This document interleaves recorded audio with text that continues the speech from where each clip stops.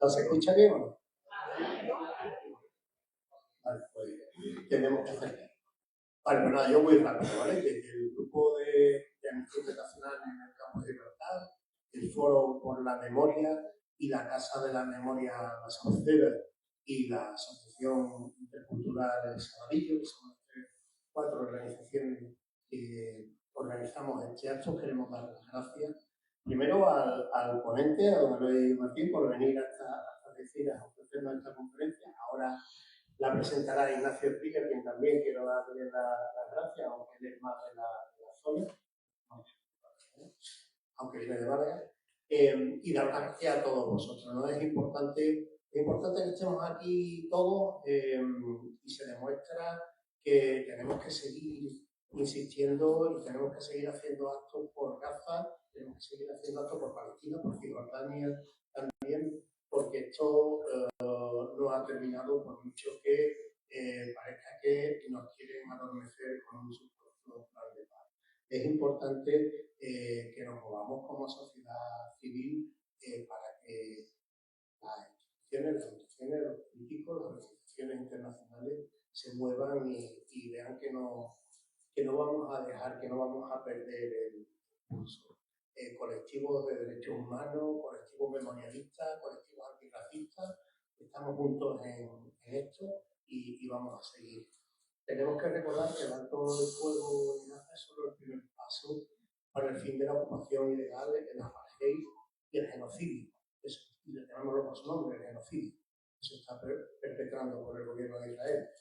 Las escenas que estamos viviendo de reencuentro no deben de ocultar el sufrimiento vivido y la necesidad de que cesen totalmente los ataques, se levante el bloqueo y se permita la entrada de suministros básicos para una población que necesita recuperarse de la hambruna. Además, es necesario, y es importante, poner fin a la impunidad. El plan de paz no exige ni justicia ni reparaciones para las víctimas, ni que los responsables rindan cuentas. Y sin eso no se puede dar por cerrado. Y por último, es evidente, debe garantizarse que las propias personas palestinas participan en todas las decisiones sobre el futuro del territorio palestino. Eso es lo que queremos hacia el futuro. Pero para tener esa perspectiva es muy importante tener la perspectiva histórica sobre dónde situarnos. Para eso estamos hoy aquí, ¿no? Sobre todo la perspectiva de la mirada española, ¿no? La que nos vamos a ofrecer hoy y que nos sirva además como punto de reflexión, porque aprendiendo del pasado entenderemos mejor el presente y estaremos mejor preparados para afrontar el futuro. Y ya no me más, le voy a dar primero la palabra.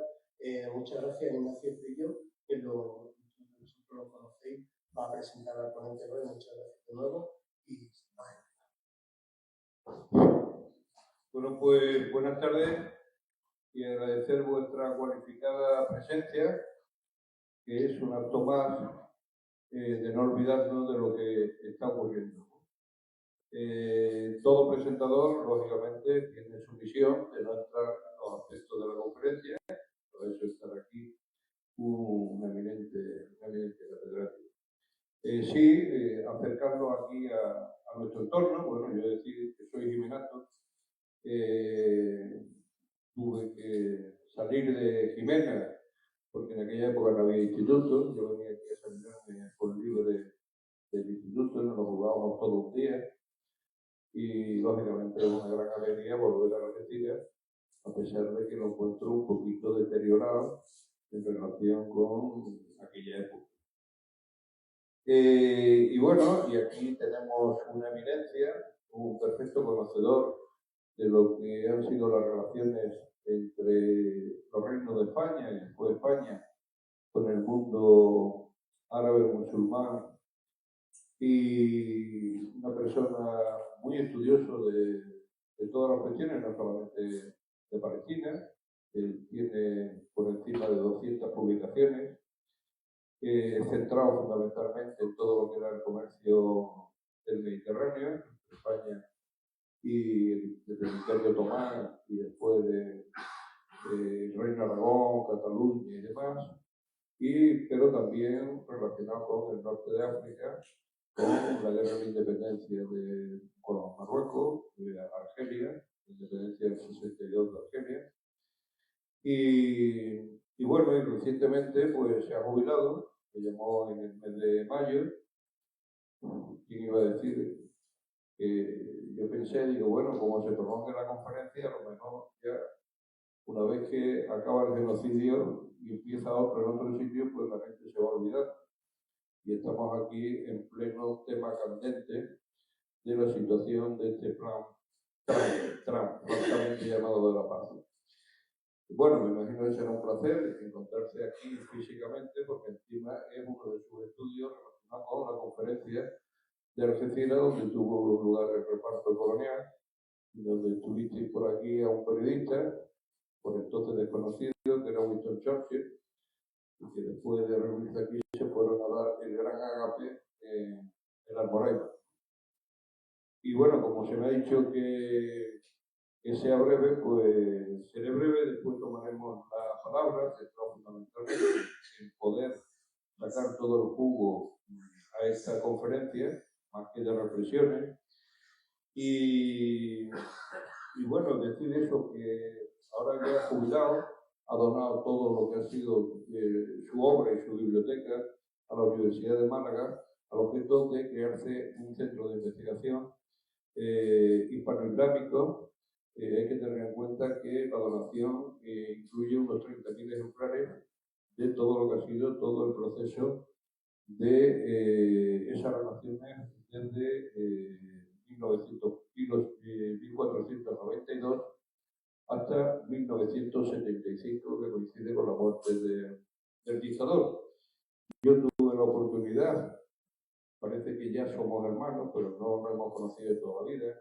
Él nace en Rota, pero gran parte de su juventud transcurre en Ceuta, y después ya él estudia historia en la Universidad de Sevilla, ejerce en la Universidad de Barcelona, también en la Sorbona de París, y nos conocimos precisamente por un tema norteamericano. Nos conocimos en el aeropuerto de Argel, yo buscando Jimenato refugiados republicanos, y él, bueno, pues siguiendo, estudiando todo lo que fue también el proceso de ese exilio, que después seguimos, después de la Universidad de Argel, en la de Orán, fue de verdad un viaje maravilloso también por la documentación que allí se puso, por lo que yo me pude encontrar también en aquella zona que me ha servido para escribir algunas de las biografías, y a partir de entonces pues estrechamos unos lazos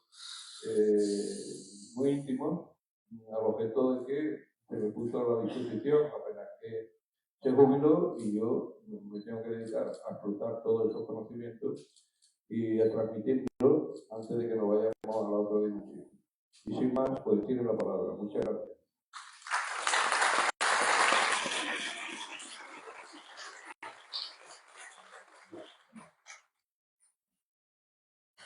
Buenas tardes. Quiero comenzar dando las gracias tanto a Amnistía Internacional como al Foro de la Memoria del Campo de Gibraltar por permitirme hablar sobre Palestina, que para mí es una necesidad. Desde que en el 84 publiqué mi primer artículo sobre las relaciones de España con los países musulmanes, hasta la actualidad, y desde que entré en la universidad, la de Sevilla primero y después en Barcelona, y sobre todo la Universidad Autónoma, la Universidad Pompeu Fabra, ¿no? Pues he centrado siempre en las relaciones de España con el mundo árabe-musulmán, pero siempre intentando no meterme en la actualidad, en los problemas de la actualidad. Básicamente porque veía como muchos de mis colegas se hacían tertulianos y hablaban de lo que no sabían. Empezaban hablando de lo que sabían y terminaban yendo a hablar de lo que no sabían. Y yo quería huir de eso, no quería ser un cantamañana. Lo que ocurre, o lo que ha ocurrido con Palestina, es que me ha impulsado a hablar de un tema muy candente, a romper, digamos, la norma o la disciplina estricta que me había impuesto. ¿Y por qué? Bueno, pues una cosa que siempre decía a los alumnos: clase tras clase, asignatura tras asignatura, año tras año. Nos podemos equivocar en todas, digamos, las decisiones políticas que tomemos. Nos podemos equivocar en todo lo que hagamos para que este mundo sea mejor o que continúe tal como está. Pero lo que no podemos hacer nunca es ser cómplice con cualquier barbaridad. Esta era la máxima que siempre me ha interesado, digamos, que entrada de lleno en la mente, en el corazón de los alumnos. Y en ese sentido es por el que yo me veo impulsado a hablar. No quiero ser cómplice de este genocidio. Tenía en clase, cuando hablaba de la Segunda Guerra Mundial, dificultades para entender muy bien cómo la población alemana no se había enterado, o decía que no se habían enterado del genocidio que se cometía contra los judíos, y no solamente contra los judíos, contra los gitanos, los izquierdistas, etcétera, etcétera. Tenía dificultades porque desde mi humanidad no entendía muy bien ese grado de salvajismo, de amoralidad, más profundo sentido del término, y eso es precisamente lo que me ha llevado o lo que me ha impulsado a hablar del genocidio israelí. Yo considero que es un genocidio incompleto hasta el momento, porque yo no sé cómo terminará todo esto. De hecho, yo creo que nadie lo sabemos, pero volveré sobre todo ello. Y lo que he elegido para hablar es desde un punto de vista histórico, porque hablar, como están haciendo muchos colegas, muchos analistas, y que además que saben muchísimo más que yo. Os cito, por ejemplo, Nacho Álvarez Osorio, de la Complutense de Madrid, o Alberto Ramos Tolosa, de la Universidad de Valencia. Pero tantos otros que están hablando mucho y muy bien sobre la situación en Palestina, yo, frente a ello, o con respecto a ello, no tengo mucho que decir. Y hablaría entonces para un público que ya viene de alguna manera con una posición similar a la que yo tengo. Así que lo que me planteé, voy a analizar toda esa problemática desde el punto de vista histórico, porque ahí yo creo que sí puedo aportar algo, algún elemento de reflexión. Siempre lo que me interesa, ante el público que tengan, sean alumnos o no, es crear dudas, nunca certezas. Ese siempre ha sido mi interés. Y por eso hablo de Palestina desde 1919, desde que termina la Primera Guerra Mundial, hasta la actualidad. Y lo subtitulo El baile de la mirada española, demostrarle cómo diferentes sectores de la sociedad, básicamente parte más conservadora de nuestra sociedad y la parte más progresista, han ido cambiando los papeles y han ido variando su posición frente al conflicto.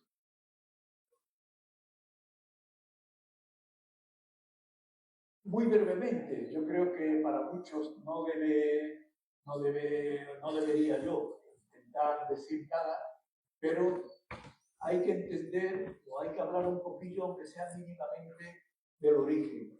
Al comienzo, Palestina, es decir, hasta 1919, era una provincia más del Imperio Otomano. El Imperio Otomano era como el Imperio Español, un imperio multinacional y que era considerado a la altura de comienzo del siglo XX como una cárcel de los pueblos. Es decir, todos aquellos pueblos que no pertenecían a la etnia dominante, los turcos, eran pueblos sojuzgados y que necesitaban una libertad. Esto en principio era lo que se vendía a la hora de atacar las debilidades, la crueldad del Imperio Otomano. Los europeos lo hacían con el declarado propósito, muy hipócrita, de salvar a distintos grupos religiosos.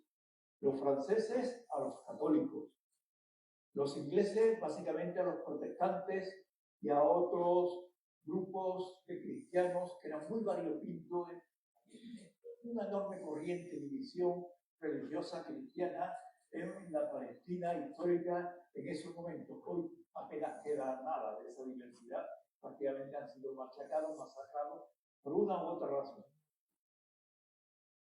Los rusos en defensa de los eslavos, de los cristianos ortodoxos en general. Es decir, todos argumentaban que defendían a unos pueblos sojuzgados, pero en realidad lo que defendían eran unos intereses estratégicos, políticos y económicos. Los ingleses defender su vía de comunicación con el gran imperio, la joya de la corona, que era la India, el subcontinente indio. Los rusos, porque querían apoderarse de Constantinopla para tener la llave abierta del estrecho del Bósforo, del Mar Negro, tener libertad del Mar Negro. El Mar Rojo también va teniendo cada vez más importancia, que se notará, como ya saben, en la construcción del canal de Suez y todos los canales interoceánicos, ya saben ustedes, los apetitos desaforados que despiertan en gobernantes, jefes de Estado, muy impresentables que sean, y actualmente tenemos muchos gobernantes muy impresentables. Y en medio de ese panorama hay que tener en cuenta la minoría judía, porque se trataba de una minoría judía. A la altura de 1860, los judíos representaban aproximadamente el 10% de la población, por causa histórica, por persecuciones, deportaciones que tienen que ver con el Imperio Romano, pero también por la diáspora. Es otro problema que no voy a entrar aquí ahora, pero las diásporas, ¿desde cuándo tienen derecho al retorno a la tierra como si no se hubieran ido? Esta cuestión que no solamente habría que aplicar a los judíos, habría que aplicar a todas las etnias, a todos los grupos humanos, comenzando por nosotros mismos. Si venimos todos del Valle del Rift en Kenia, ¿qué sentido tendría que reivindiquemos la ocupación del Rift en Kenia? Porque vivimos de allí. Bueno, esa es la barbaridad que ha permitido la creación de un Estado de Israel. Ahí tienen, más o menos, no está muy bien hecho porque no estoy muy ducho en estas materias, pero ahí tienen la situación de Palestina y la posición estratégica que ocupa en toda esa zona. Para entender muy bien qué es lo que ha pasado, hay que tener en cuenta el renacimiento del antisemitismo en Europa. El antisemitismo en Europa tiene unas raíces muy profundas, no me voy a meter en ello ahora, pero en España. Los pogromos, es decir, los saqueos, destrucción, asesinatos de barrios judíos de innumerables ciudades de España en 1381, culminan en 1492 con la deportación, la expulsión de todos aquellos judíos que no se quisieron convertir a la fuerza en cristianos. Y de hecho, después muchos de los que perseguimos o que deportamos se habían convertido, pero no nos convencía su grado de cristiandad, y los terminamos expulsando. Pero a la altura de la segunda mitad del siglo XIX, aunque el antisemitismo seguía estando presente, pero de una manera bastante difusa, en mi opinión, o por lo menos que no daba lugar a pogromos en Europa Occidental, no pasaba lo mismo en Europa Oriental, en Rusia y en Bielorrusia, y en Ucrania. Para que vean ustedes cómo la historia siempre da vueltas, unas veces los pueblos son víctimas, otras verdugos, porque esta es una historia de esto, un pueblo víctima que se convierte posteriormente en verdugo. Y en ese momento, hacia 1870, 71, 72, comienza una serie de terribles pogromos, asesinatos, de exterminio de judíos en toda Europa Oriental. Y eso despierta una ola de solidaridad en buena parte de Europa Occidental, y sobre todo en España.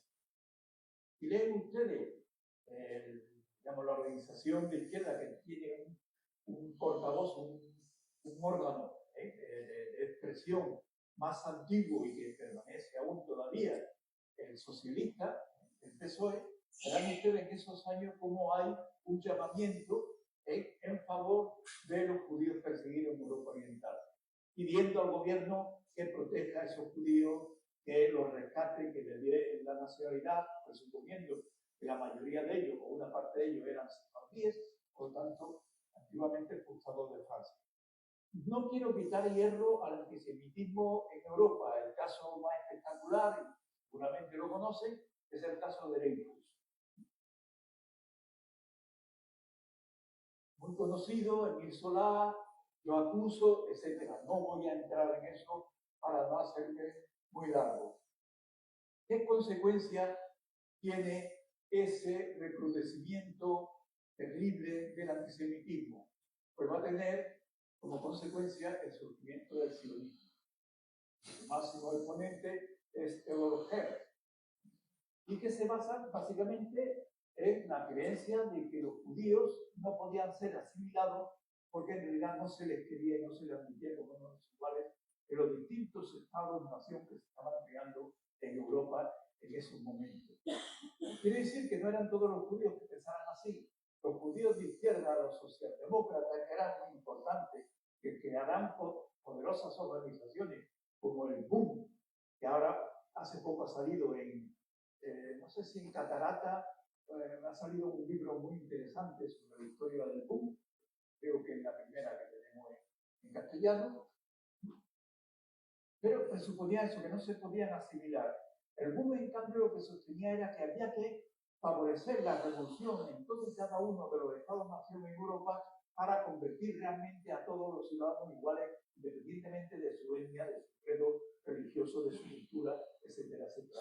Y eso es lo que realmente habría que hacer, y eso realmente es lo que hay que continuar haciendo, intentando que se frague hoy con tantas amenazas de que tenemos en sentido contrario.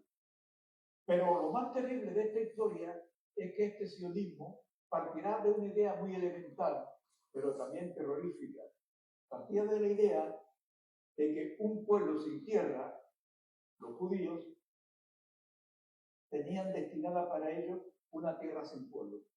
Una tierra que nada más y nada menos que Yahvé, el Dios de los judíos, le había confiado o lo había, digamos, otorgado al pueblo judío. Por lo tanto, cualquier otro pueblo que estuviera ahí aceptado, que se asentara en cualquier momento de la historia, estaba ocupando ese terreno ilegítimamente. Por lo tanto, había que expulsarlo. Y si son amantes de la Biblia y la han leído, el Dios Yahvé es un Dios terrorífico, en la que su forma, digamos, de solucionar los conflictos territoriales era terrible.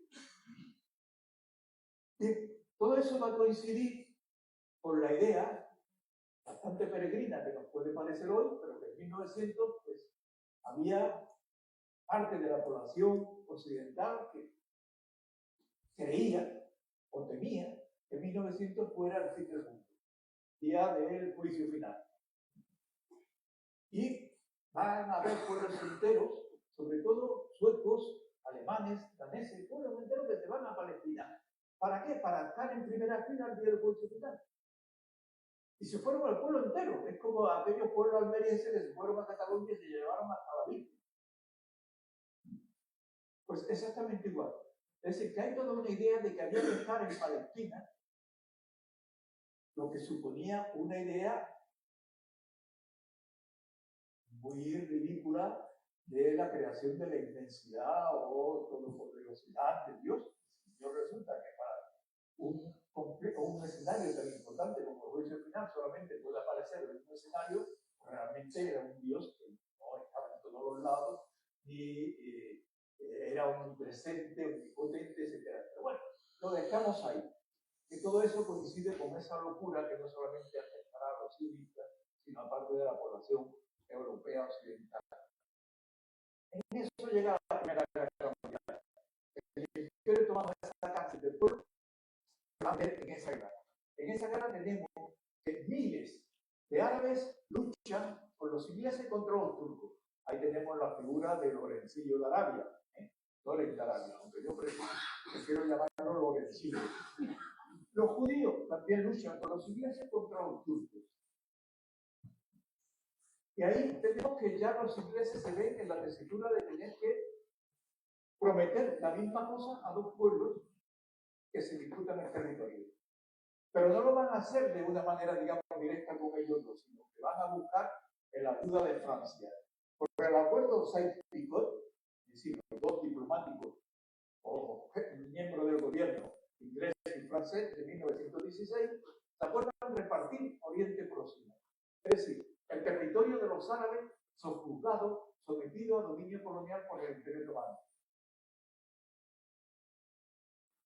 Y además, Balfour, que será primer ministro en ese momento, que se pronuncia por la creación de un hogar nacional judío. Así, sin especificar. en 1917. A todo esto añaden ustedes los 14 puntos de Wilson, que se han malinterpretado. El derecho de autodeterminación, por ejemplo, en Cataluña se ha dividido mucho. Wilson prometió el derecho de autodeterminación. No. Wilson lo que prometió era que las nacionalidades occidentales, europeas para entendernos, deberían encontrar una solución nacional a su problema de calle en los que empezaron los que de alguna manera más o menos. Pero el derecho de determinación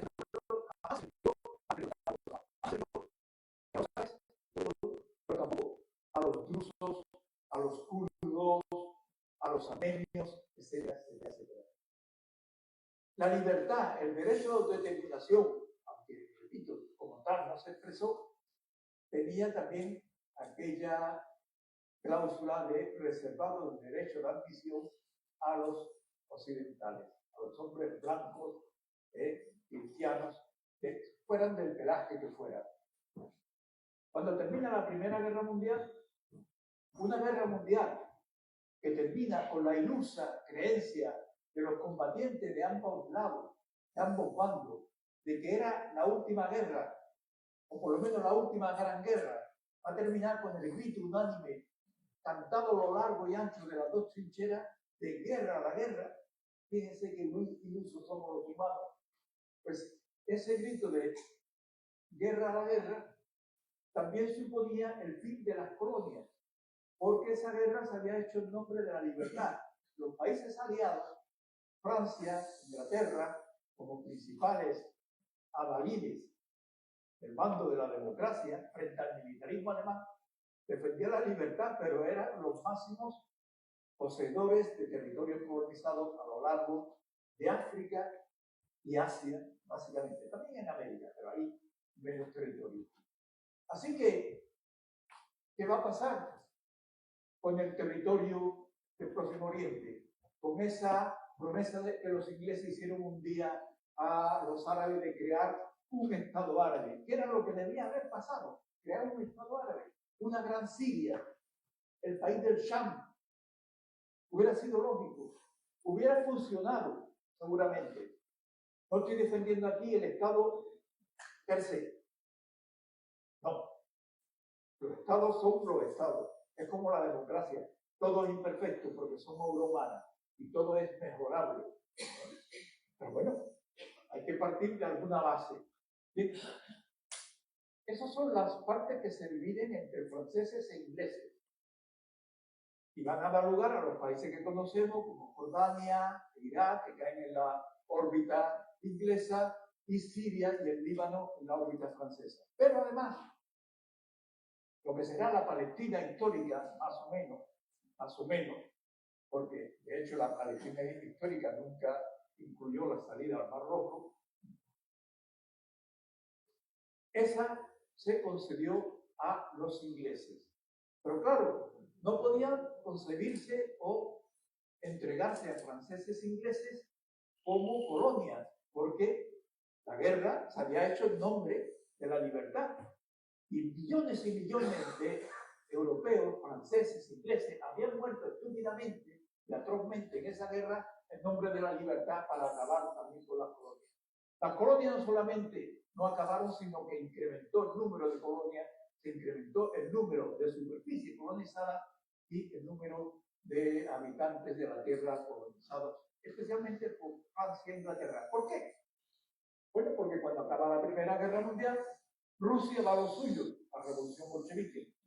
Alemania está vencida, es la apestada. Estados Unidos se retira, no ingresan en principio en la Sociedad de Naciones. Los europeos no se puede hacer nada con ellos, dejémoslo que se maten una vez más. Así que quien domina realmente la Sociedad de Naciones son Francia e Inglaterra, que se entregan a sí mismos los territorios que habían formado el Acuerdo Céltico, prometiendo a judíos y árabes lo mismo. Es el mapa como queda posteriormente. Doy un salto. la disputa entre judíos y árabes, lo que en aquellos momentos nadie llamaba palestinos, no eran árabes naturalmente, va a comenzar a zanjarse de una manera desigual en el 47. Es el plan de partición de la ONU. La ONU, como ve que ahí hay un problema ya insoluble a esos momentos, pues lo que va a proponer es un plan de reparto en el que otorgaba el 53% del territorio al 33% de la población. El 53% del territorio al 33% de la población. Es lo que promete la ONU. Posteriormente, mediante las guerras que tienen lugar entre árabes e israelíes y ya palestinos e israelíes, Israel se va a quedar prácticamente con todo. En el 67 se quedan con más del 75% de la población. Y en la actualidad, fíjense, Cisjordania, estamos tan obcecados por lo que sucede en Gaza que no nos damos cuenta de lo que está pasando en Cisjordania.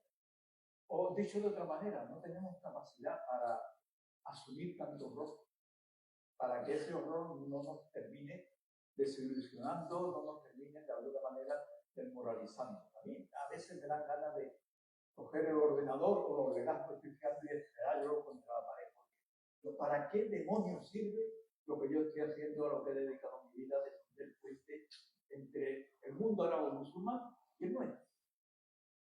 ¿Para qué? Bueno, a pesar de todo, hay que continuar y no hay que ser cómplices con barbaridades como esta que les cuento aquí. Para que tengan una idea de cómo la batalla demográfica se desarrolló, vean que en 1860 los judíos son aproximadamente un 10% de la población. Son cifras redondas y muy discutidas por uno y por otro. Y seguramente ustedes recuerden mucho cómo Israel, el Estado de Israel, que se declara, se proclama en 1948, va a argumentar repetidamente que bueno, es que los musulmanes como crecen tanto, etcétera, tan desaforadamente, pues es una bomba demográfica que nos va a terminar eliminando, haciendo desaparecer en ese enorme magma musulmán, vamos a desaparecer los judíos. Pues, aquí veo que me he equivocado, a fecha de 2025, esto era una proyección que he borrado una fila, pero no he cambiado la fecha. A fecha de 2025, tenemos que los palestinos son aproximadamente unos 5 millones y los israelíes son 10 millones. Es decir, que la bomba demográfica ha existido, se ha utilizado, pero la hemos utilizado básicamente los israelíes. Es cierto que no todo ha consistido en empujar como estos muchachos de los tirabuzones, ¿verdad? Que siguen un poco en la línea de los Dei, mucho empujar. También la emigración continua de judíos hacia Israel, que se explica en buena parte por esa creencia de que ese territorio es para ellos, tratada por la ley, y por otro lado, se explica por crisis económica como el práctico hundimiento de Argentina, ¿no? Lo que no tiene explicación es que si yo me voy a un país porque huyo del mío, que tiene una crisis económica, habrá supuestos religiosos, etcétera, etcétera, que son muy discutibles. Aquí es un problema también, no todo es sencillo, las cifras no son tan claras, hay que incluir a los refugiados.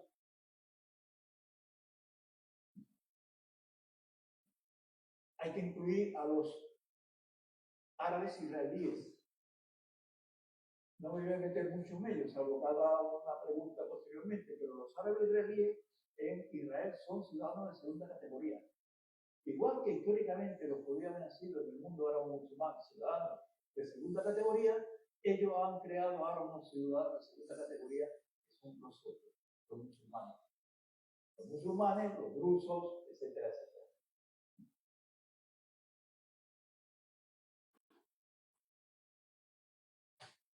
Hubo iniciativas conjuntas, organizaciones israelíes y árabes que dijeron, bueno, podemos compartir el territorio. Un territorio se puede compartir, el problema es bajo qué presupuesto. No lo puedes compartir, que es el nombre de un fanatismo religioso o de dos fanatismos religiosos. Es imposible. Solamente se puede compartir a igualdad de ciudadanía, que es lo que yo creo que debíamos estar condenados como humanos a, digamos, a compartir. Pero fueron minoritarias. Es más, también le puedo decir que a partir de 1948, cuando Israel se proclama como Estado independiente y vence en esa primera guerra, hubo muchos palestinos que plantearon a los nuevos israelíes: bien, convivamos juntos. La respuesta fue no, la respuesta fue destruir las aldeas para que no quedara recuerdo ni memoria de que allí existió una población árabe musulmana o árabe cristiana, porque también había muchos árabes cristianos. Porque esa tierra no tenía pueblo. Y estaba destinada a ese pueblo sin tierra que vagaba por el mundo siglo tras siglo.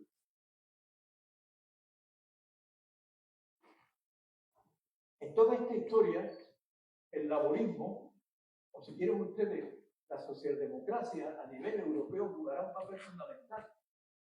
Y jugará un papel fundamental porque la batalla, además de la demográfica, la batalla política la va a ganar el bando israelí.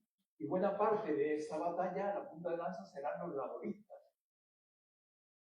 Por lo que explicaré posteriormente, solamente que retengan esto aquí ahora.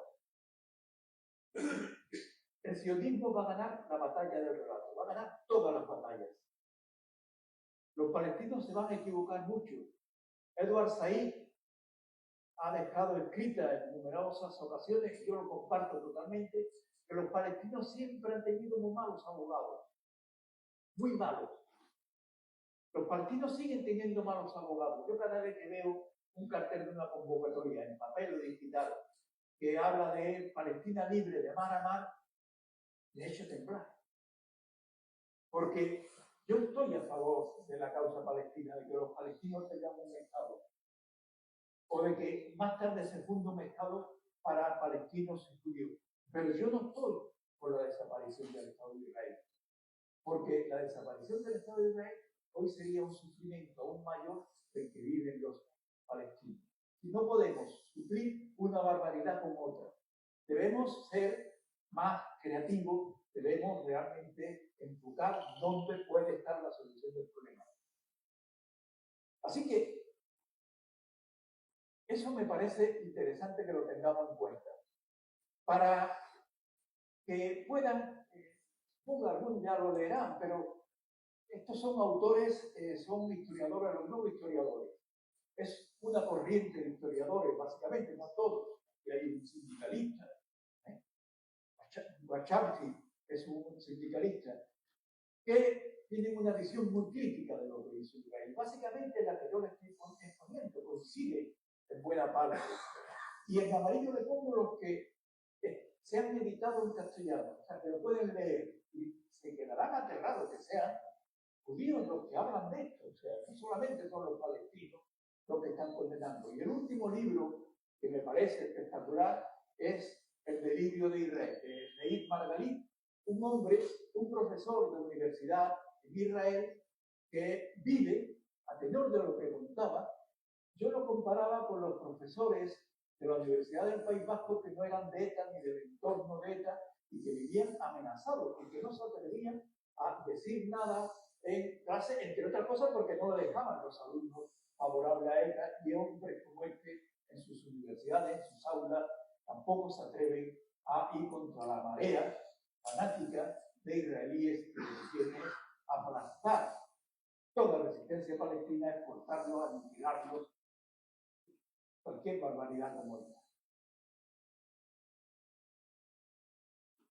Mientras esto pasa, mientras ese triunfo esplendoroso de Israel, que explica en buena parte por qué la derecha cambia, esto lo veremos al hablar del franquismo, en su posicionamiento en Palestina, tenemos que los palestinos han sido invisibilizados. Claro, Israel vendía la historia de que, bueno, son árabes, Por lo tanto, da igual que sean de aquí o de allá, se pueden ir a otro sitio. El próximo Oriente Árabe es muy amplio, se pueden ir, no sé por qué arman tanta escandalera, porque les destruyamos los hogares, su patrimonio, les destruyamos su cosecha o los matemos porque no se quieren ir. Pueden ir a otro sitio. Nosotros no. Nosotros solamente tenemos este pedacito que, curiosamente, Dios nos dio. Y esa invisibilidad en España tiene también una componente de nuestra propia historia, nuestro propio antisemitismo. Una advertencia: tan semitas son los judíos como los musulmanes. También aquí Israel ha ganado la batalla del debate. Un antisemita es aquel que va contra los judíos y los musulmanes, porque vienen de la misma rama.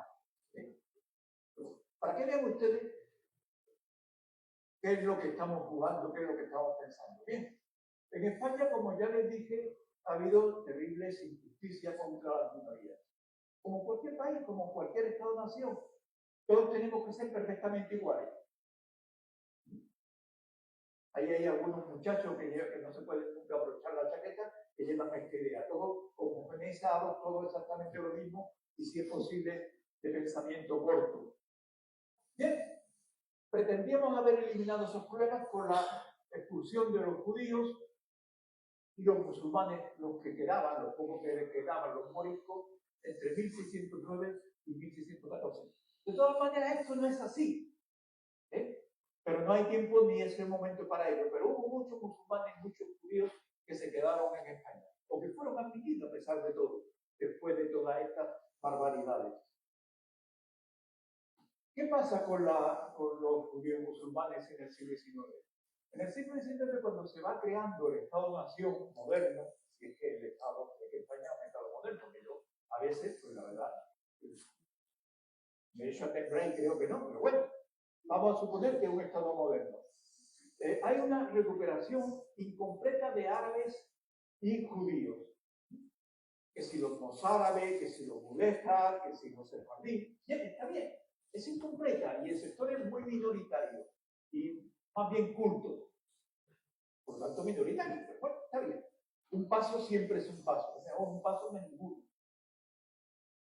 Y eso va a permitir, al calor de esos pogromos que tienen lugar en Ucrania, en Rusia, etc., va a permitir que no solamente los socialistas, sino parte de la sociedad española, sobre todo las profesiones laborales, liberales, etc., empiecen a pedir solidaridad con esos sefardíes, porque también se partía del presupuesto un poco tributado, exagerado, de que todos eran sefardíes. No, todos eran sefardíes. Pero bueno,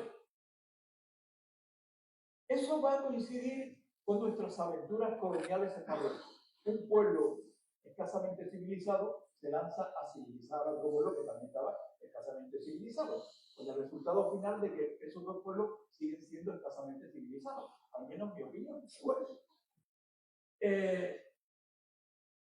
dominamos Marruecos, primero la guerra de África en 1859-60 y después el protectorado 1912-1956. Ahí, ¿qué ocurre? Que los españoles encuentran un aliado, a veces no tan aliado como se suponía, pero un aliado en los judíos. Para los judíos era una ocasión de sacudirse ese yugo de los musulmanes y convertirse en ciudadanos de igual categoría que los musulmanes. Y hay ese juego entre unos y otros, ¿verdad? Tampoco es el momento ahora de estudiarlo, pero para que lo tengan en cuenta, porque todo eso forma parte de nuestra memoria, aunque a veces no seamos capaces de entenderlo como tal. Y eso va a desembocar en que se va a conceder la nacionalidad española a miles de sefardíes, que va a culminar sobre todo en el periodo de la dictadura de Primo de Rivera. No fueron tanto como se dice, fueron miles, pero no tanto, porque ustedes hubieran hecho lo mismo. ¿Qué pasó con muchos sefardíes de Marruecos que le ofrecían la nacionalidad y le ofrecían un pasaporte? Pues lo que hubiéramos hecho la mayoría de nosotros. Se fueron a Venezuela o Canadá, donde vivían mejor y encontraban más oportunidades que en la España de la dictadura de Primo de Rivera. Pues una España empobrecida, brutal, etcétera, etcétera, pues era lo mejor ¿verdad?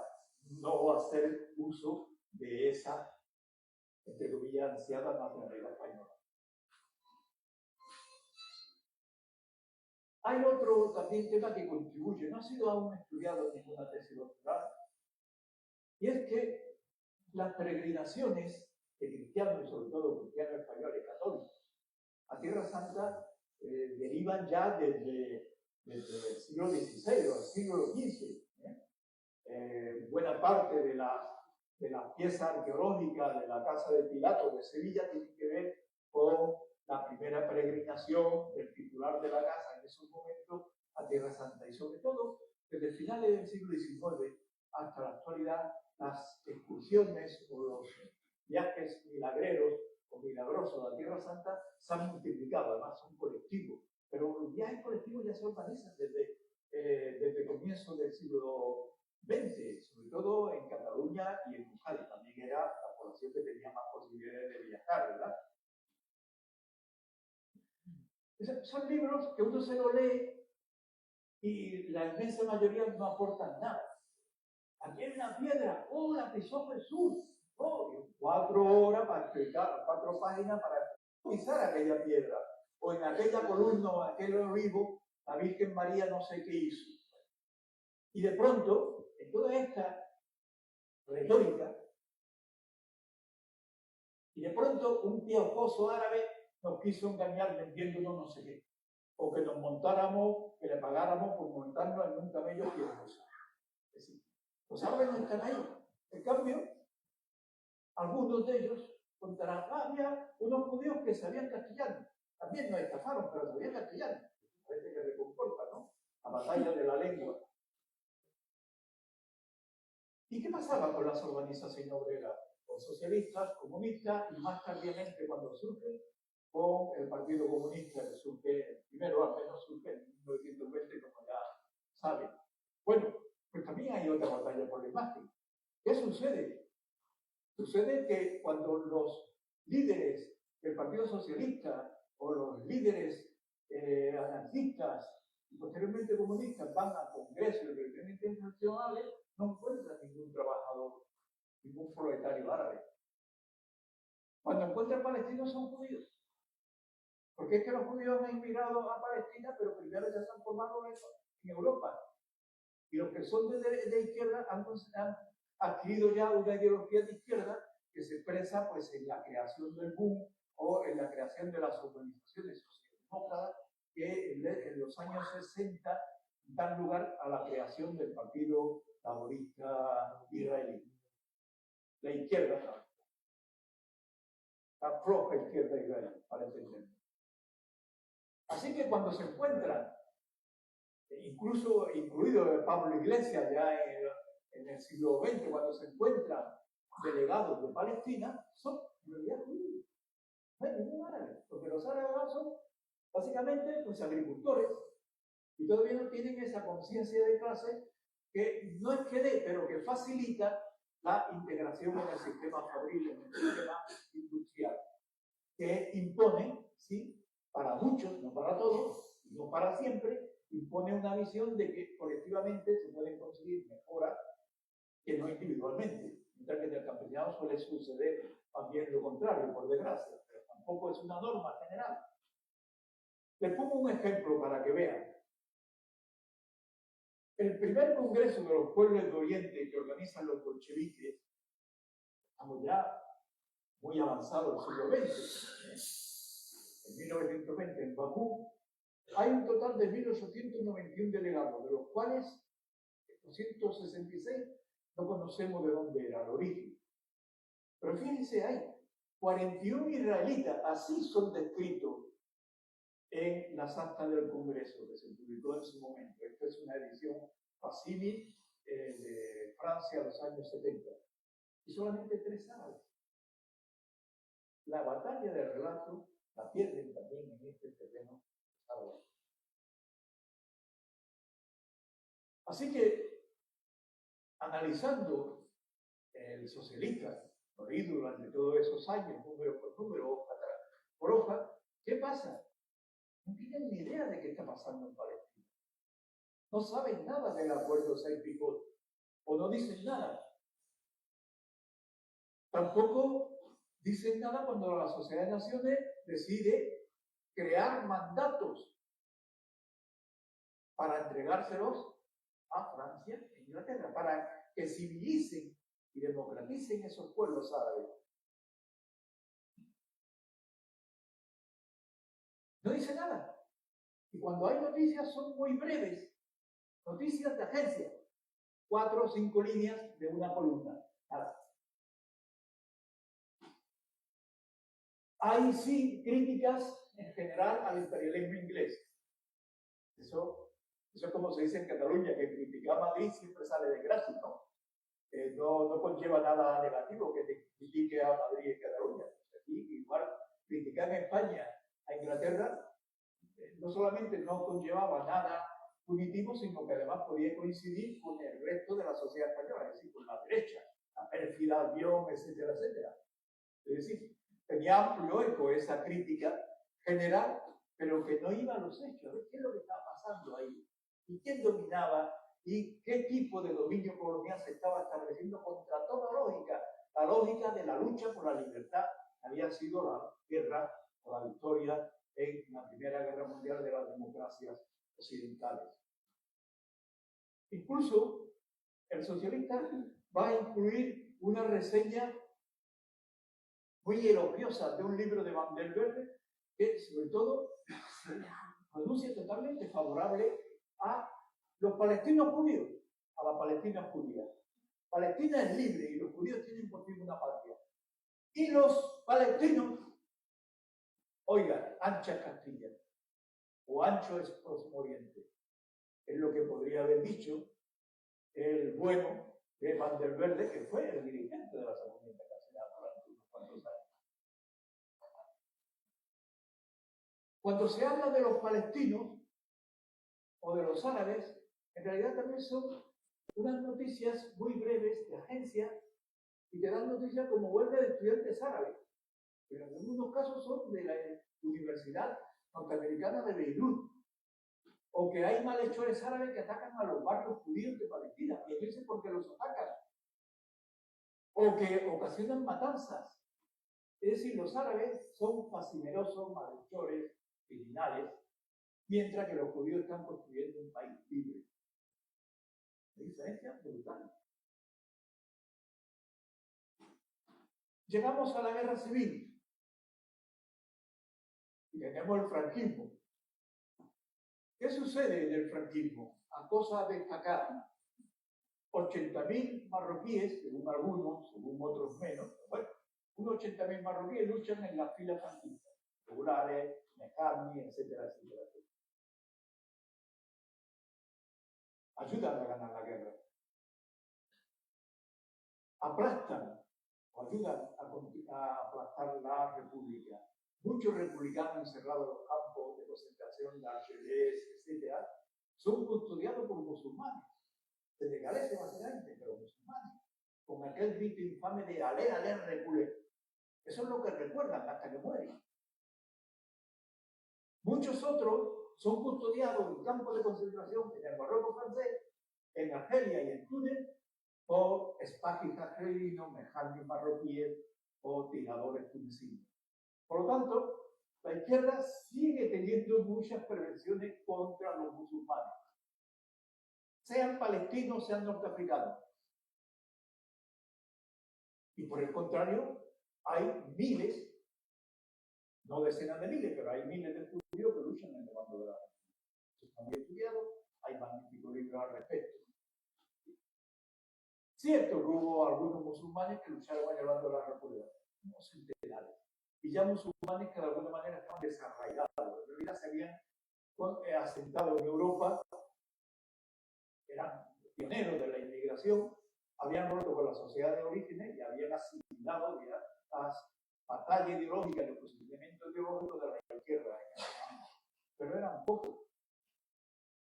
Los marroquíes sobre todo tienen una preocupación muy grande por este tema, ¿no? Me gustaría que muchos marroquíes hubieran luchado por la República, pero bueno, oiga, la historia es la que es. La historia no le podemos dar la vuelta, la podemos intentar comprender, explicar, pero la historia no viene a a resituar, ni a cambiar nada. No puede hacer eso. No debe hacer eso.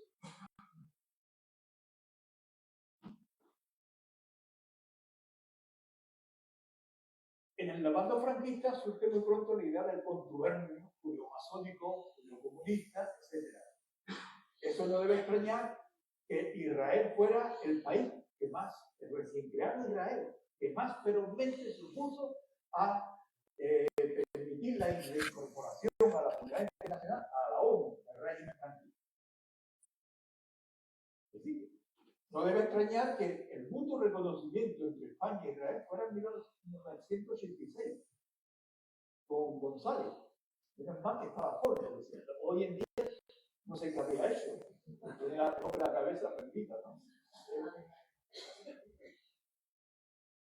Y el franquismo se refugia en la tradicional amistad con el pueblo árabe. Claro, los votos de los países árabes eran lo que pretendían que influyera en las Naciones Unidas para la reintegración del régimen de Franco en la comunidad internacional. ¿Entienden todo este juego que conforman ese baile de la mirada española a la que me refería? Pero ¿qué pasa con la izquierda en esos momentos? La izquierda en esos momentos está ilusionada con el hecho de Israel, porque entendían que los israelíes estaban construyendo el socialismo aquí y ahora. No hay que esperar a la otra vida, ni al futuro imperfecto, que nunca llega. Aquí y ahora el socialismo, sobre todo por los kibbutz. El hombre que más claro ha hablado durante meses en la comunidad internacional, Josep Borrell, estuvo en un kibbutz. Buena parte de la dirigencia de la izquierda estuvieron en los kibbutz, tenían magnificado, idealizado los kibbutz, porque era socialismo.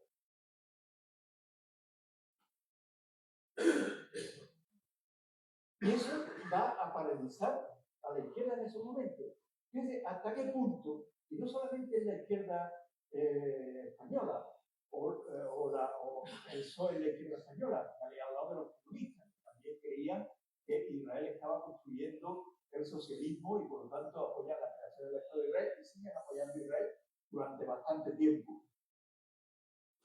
Pero es que también a nivel internacional, la Internacional Socialista se reúne en 1960 en Haifa y allá va Rodolfo Llopis, el incombustible secretario general del PSOE, y se planta allí y escribe una serie de artículos loando a Israel. Se publican casi una decena de artículos sobre la agricultura israelí, basada en los kibbutz, y sobre el ejército israelí. La victoria de Israel también está prestigio. Y aquí hay acercamiento entre la derecha y la izquierda. La derecha siempre ha sentido una especial veneración por los triunfos militares, por los aplastantes triunfos militares. Y empiezan a desapegarse de esa idea del contubernio judeo-masónico, judeo-comunista. Y las izquierdas, pues también ven en esa victoria, pues, los frutos de un Estado que está avanzando hacia esa sociedad, si no socialista, muy igualitaria. Y por lo tanto se le podían perdonar ese exceso de fuerza. Recuerden ustedes que la URSS, ya lo he dicho 2 o 3 veces creo, reconoce a Israel, fue el primer país que lo reconoce por construir, o cree que construía el socialismo. Ahí tienen uno de los párrafos de uno de los artículos de Llopis. No hay nada crítico. Y sobre todo no hay mención a los palestinos. No hay mención a los palestinos. Hablan de los árabes.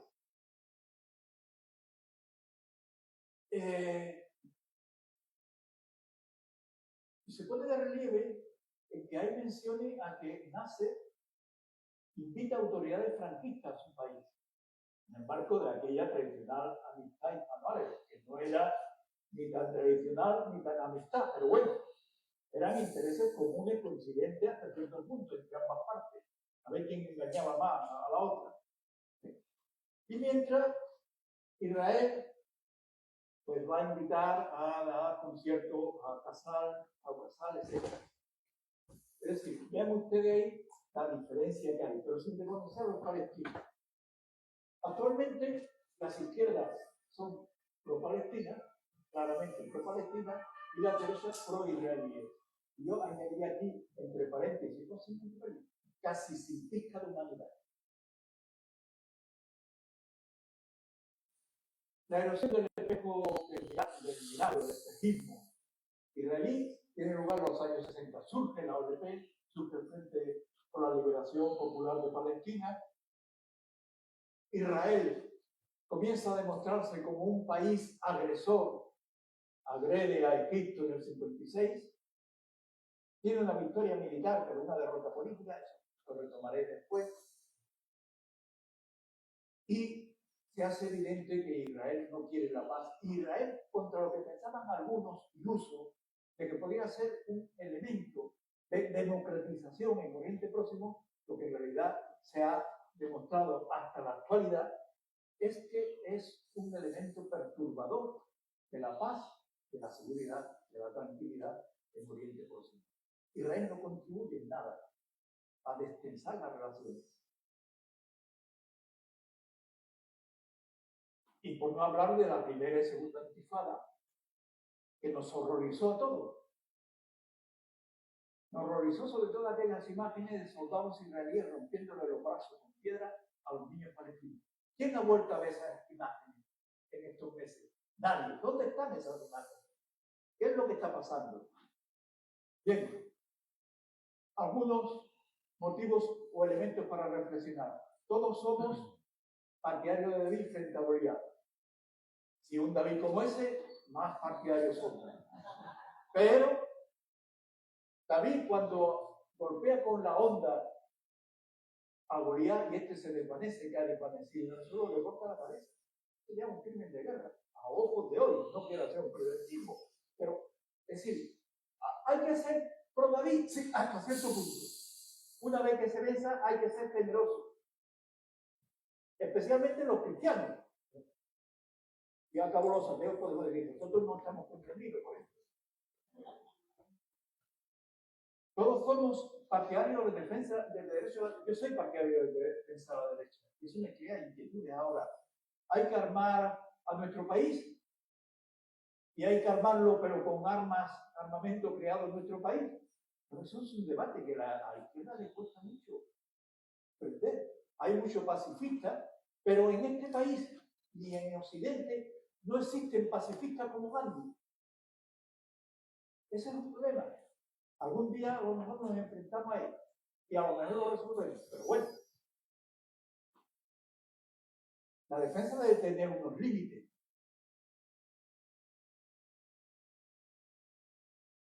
Si no hay límites, podemos decir que los soldados españoles que descuartizaban a las tropas napoleónicas, por muy invasoras que fueran, eran unos terroristas. Y además se escondían en la población civil, como debe ser en toda resistencia contra un invasor. Goya, pero Goya de nuevo. Esconderse en la población civil. Bueno, esto es lo que hicieron los alemanes con las fosas de Atina, un atentado cometido por los partisanos italianos contra tropas alemanas, en realidad no eran tropas alemanas, eran italianos de habla alemana. Pero se cargaron a 31, me parece. Y le ordenó inmediatamente que fusilaran a 15 por cada, o 10 por cada asesinado alemán. Sí, defendemos de hecho la defensa sin límites, estamos defendiendo también y estamos legalizando posteriores lo que hizo el nazismo alemán.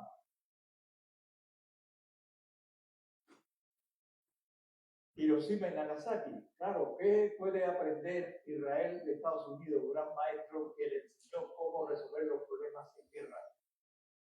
lanzamos las bombas para que no murieran más soldados alemanes. Todo está permitido. Ese es el derecho a la defensa. Nunca más el gueto de Varsovia, igual que nunca más el Chapapote, nunca más no sé qué. Nunca más. Realmente estamos pagando todas esas barbaridades. No es la misma historia. Y el problema no es un problema de Israel, de los israelíes, de los sionistas. Es un problema de la humanidad. Es un problema nuestro. Es un problema humano. Nos concierne a todos. No van a decir, es que los israelíes no. A ver, ¿qué está pasando con nosotros? ¿Qué pasa en nuestro país? ¿Qué hacemos? ¿Qué no hacemos? ¿Con qué comulgamos? ¿Con qué no comulgamos? Bueno, y ahí ya, porque esto se olvidé decirlo en Málaga, pero es otra oportunidad, la desbandada. Esto sí que es una desbandada y no la de Málaga. También. Pero estas son desbandadas siendo bombardeados al mismo tiempo, como la de Málaga. La pregunta que yo me hacía en clase cuando explicaba la Segunda Guerra Mundial era esa. Los alemanes eran conscientes, sabían lo que pasaba. Bueno, los historiadores alemanes han puesto de manifiesto que sí. Lo que pasa es que el nivel de vida que les permitió el ascenso del nazismo que hizo que miraran por otro lado, se volvieran sordos, etcétera, etcétera. Pero, ¿y nosotros, en qué nos beneficiamos de ese horror, de esa barbarie en nuestro Mediterráneo? En ese Mediterráneo que, como dice Manuel Serrat, va desde Algeciras a Estambul o de Algeciras a Jaffa. También nos tenemos que hacer mirar. ¿Y el futuro? Pues es que parece que vuelve el tiempo de los mandatos. Que no como un mandato sobre Palestina, sin los palestinos, por supuesto. Ahora ya sabemos que es un agente importante en la escena, sin los palestinos. Y además se quiere dar mandato a un inglés, que su único mérito, en mi opinión, es que es menos tonto que Aznar. Bueno, eso no es mérito, eso es realmente fácil. Es decir, estamos de nuevo en el punto de partida, en 1919, o en 1916, el acuerdo Sykes-Picot. Un mandato sin que los originarios de allí, los palestinos, tengan nada que decir. Ya termino. Yo creo que hay un apartheid desde el 48, creo que hay limpieza étnica y creo que hay un genocidio. Lo único que me queda a duda es si se trata o se va a tratar de una solución final del exterminio o no de los palestinos en cuanto tal. Dejo aquí la